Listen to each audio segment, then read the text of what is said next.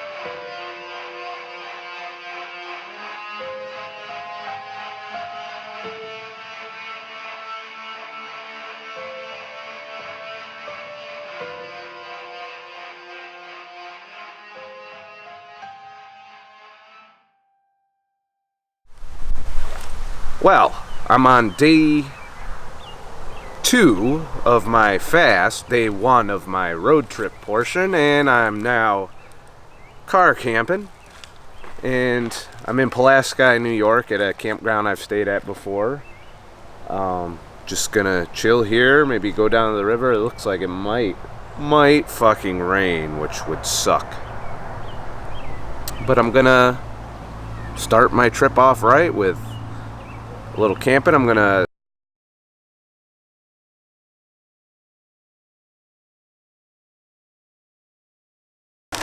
there's like too many mosquitoes, so I must resort to chemical weapons. I realize it's toxic and shit, but I'm fasting, so my body will deal with it.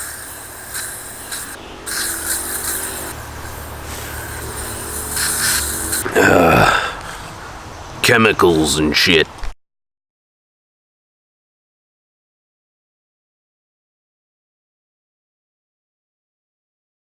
Say what you want about DEET, but them mosquitoes fucked off pretty quick once I was caked in it. Worth it.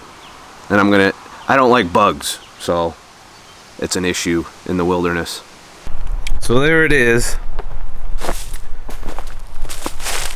I essentially call it the body bag, because that's essentially what it is. You know, I bought it at Walmart. It's the Ozark Trail backpacking tent, which goes in my fucking awesome ass backpack, which is also Walmart.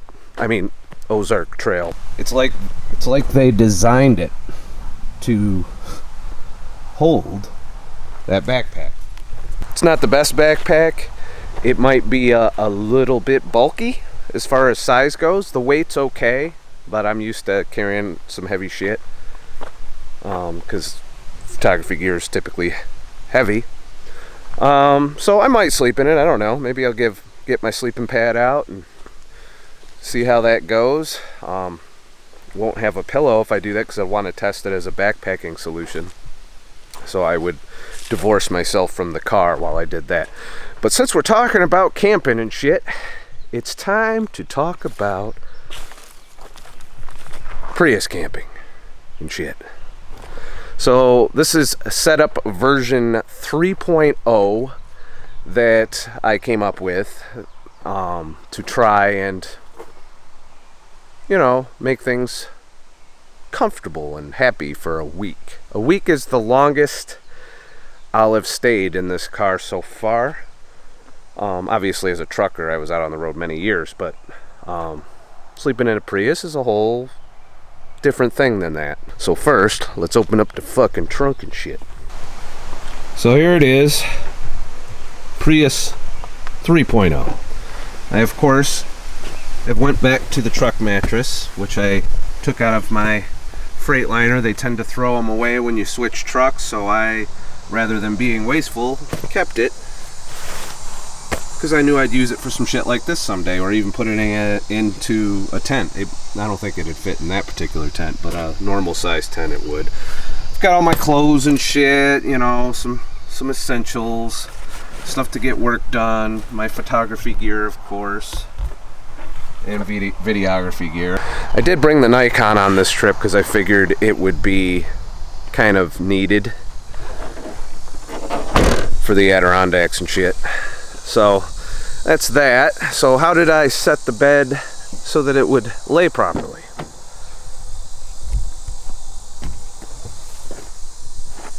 Well, right here we got, there's a tray table on the bottom from Walmart, which slides under the seat here and kind of holds everything up. Plus there's enough shit stacked under it to hold the weight.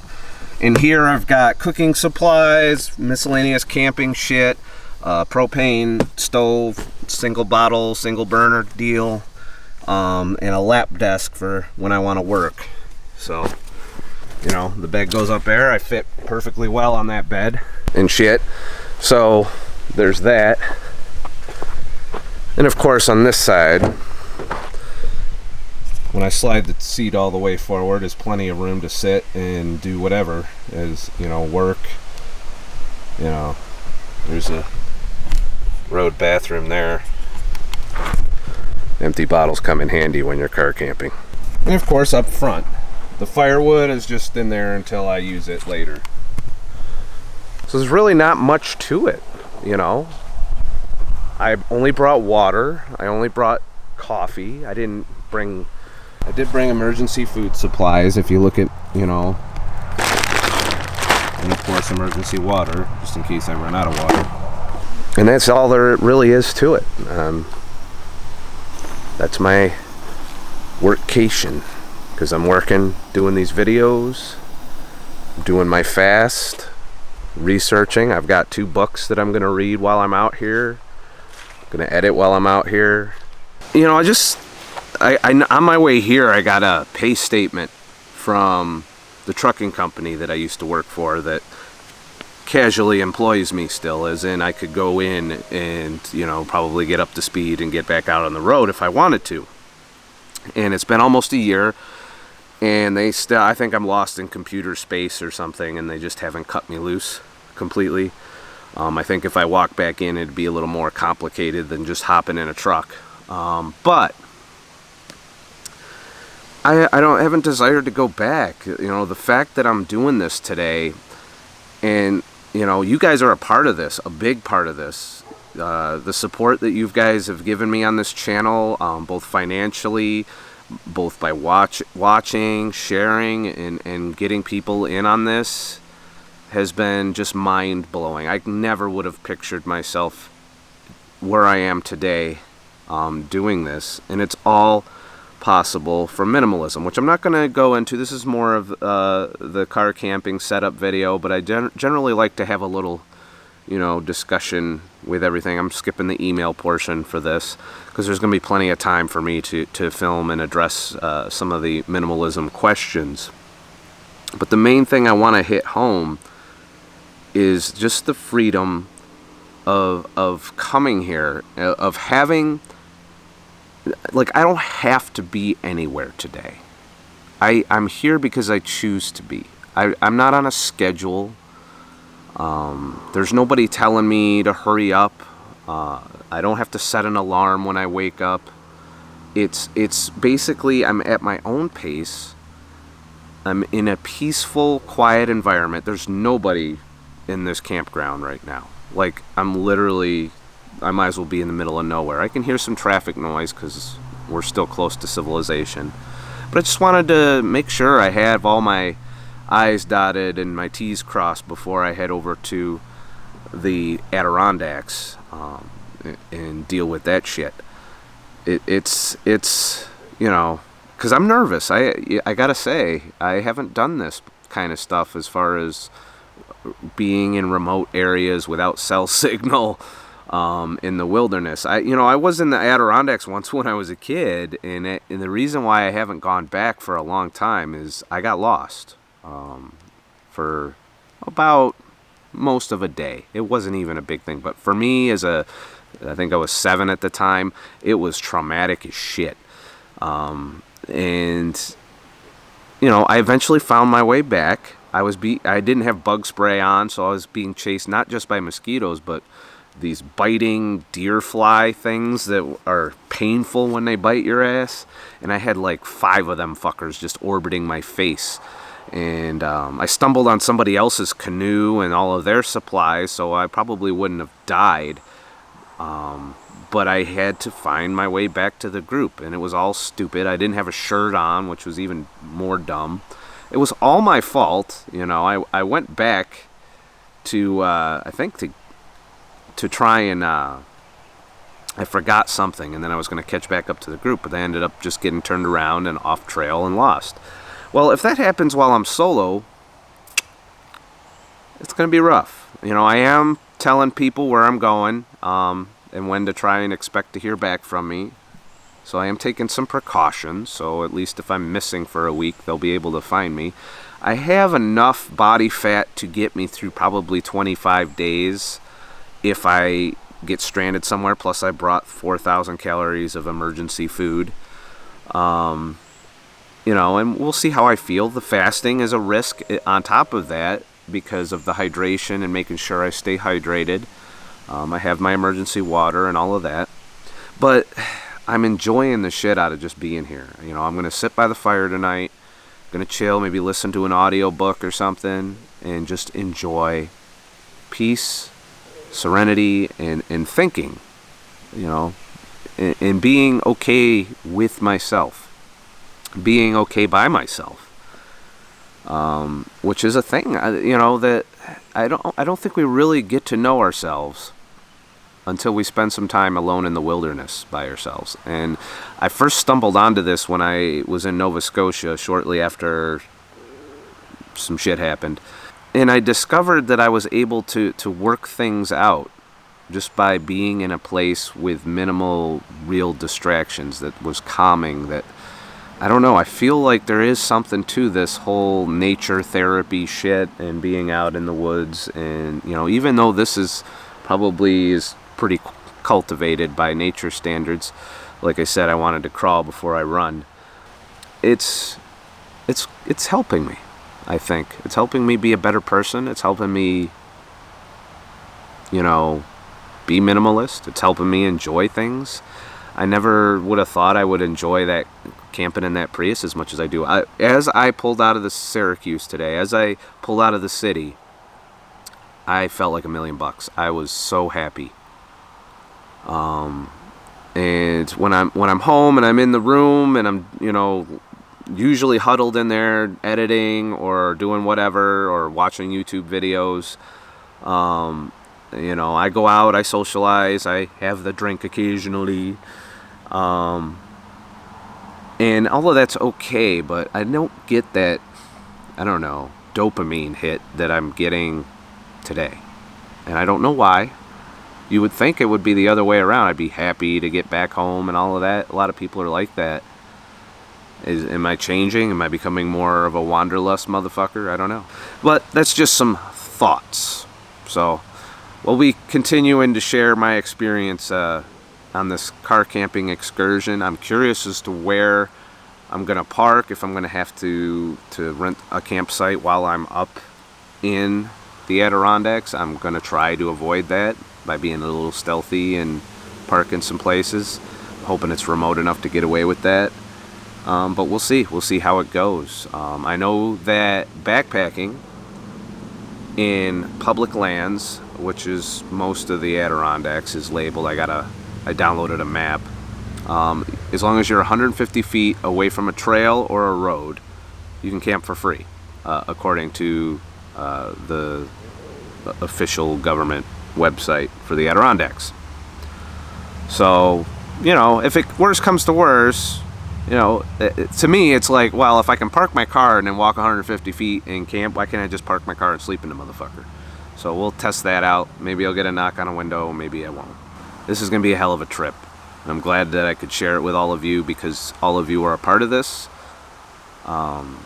Just in the past day, I've received some very generous contributions to the channel that, you know, make me not only to be able to not have to bust my ass on Uber and part-time work and photography clients when I get back. You know, you've pretty much offset the cost, the planned cost that I saved up to do this trip. And everyone that's contributed to this channel, I can't even begin to find the words to properly thank all of you for that. Because I'd have to, I wouldn't get to do this. I'd get to do this because I would obviously do the work your ass off in the mundane job, in the gig economy, save, which I'll get into, because I do. That is, some people want to know how to get out of that shitty 9-to-5 life that they hate. Not everybody hates it, I understand that, but there are those of us who have been miserable and find a way to not only, take a step back to minimize, but to get out there and be free and enjoy things a lot more than they are doing that grind and then going home and sleeping and then getting up in the morning and doing it again and maybe get shit-faced and watch Netflix on the weekends or something. There's more to life than that, and I don't want to miss out on it, which is why I'm doing this. And it is what it is.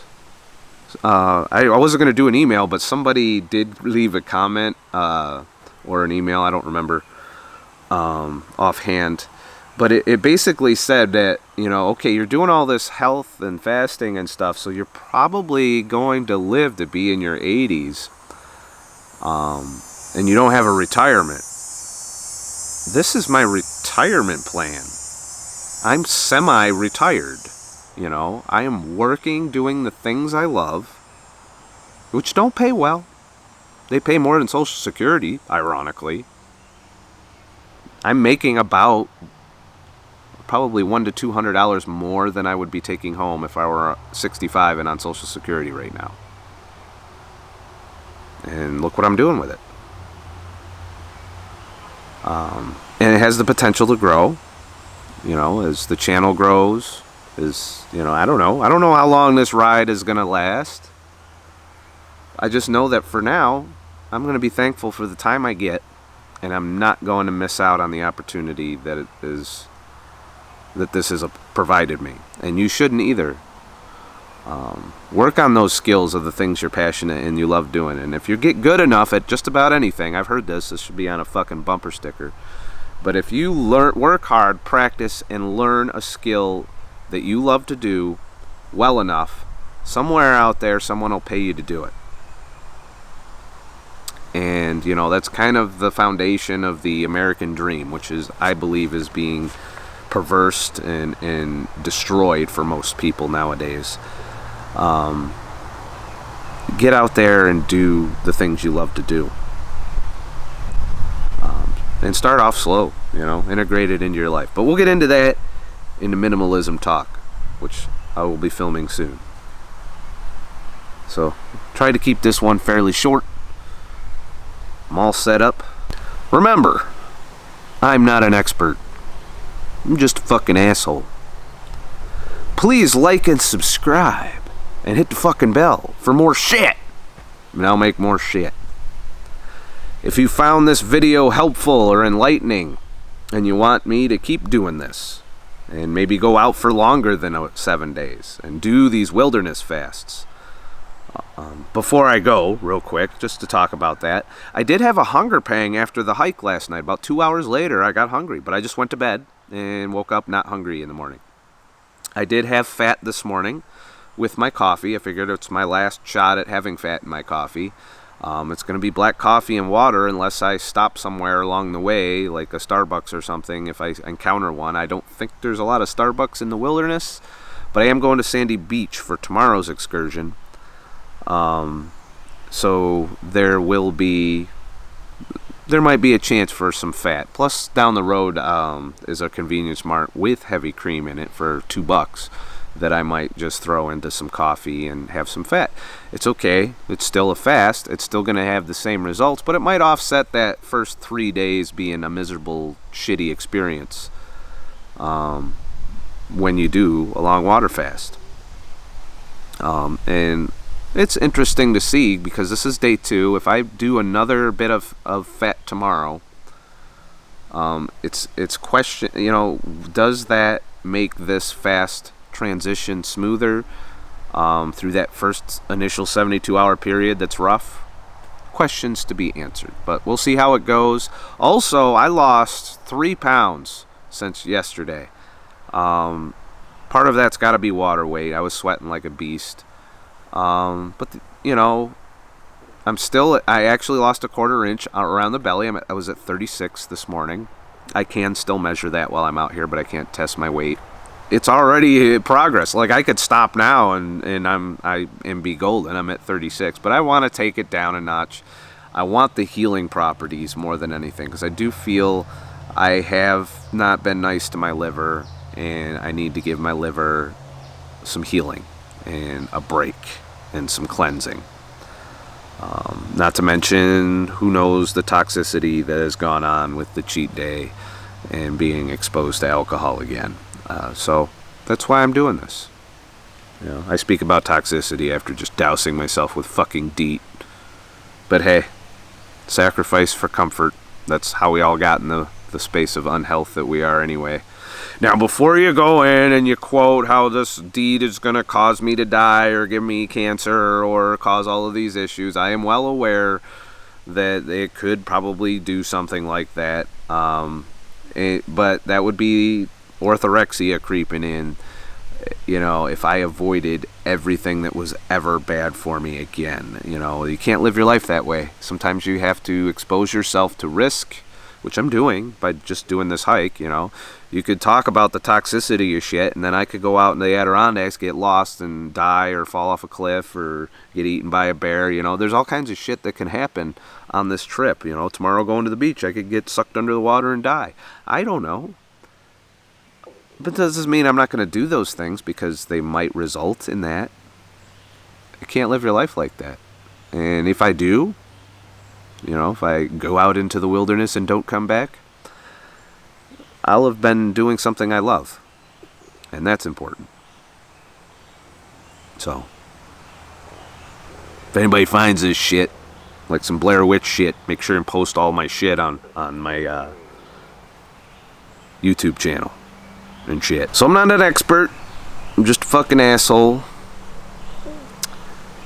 Have a nice motherfucking day. I know I am. I'm having one right now. I'm just sitting here. Birds are chirping and shit. Wind's pouring through the trees. Other than the occasional car noise, which I know dies down at night out here. You can picture me being a happier person than I am right now.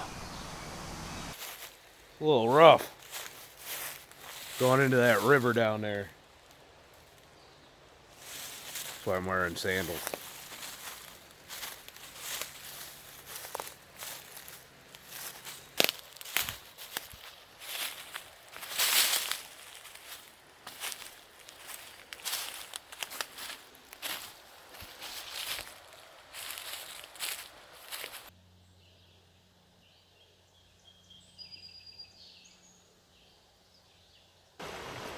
That's kind of disturbing. Are they alive?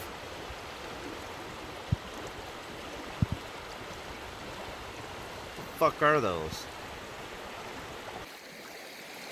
The river's not very deep and shit.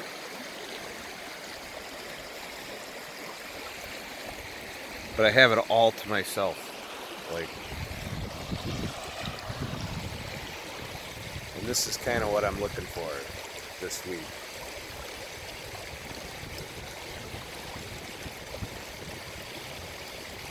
River's kind of hauling ass a little. Makes me wonder if I'm making a good life choice.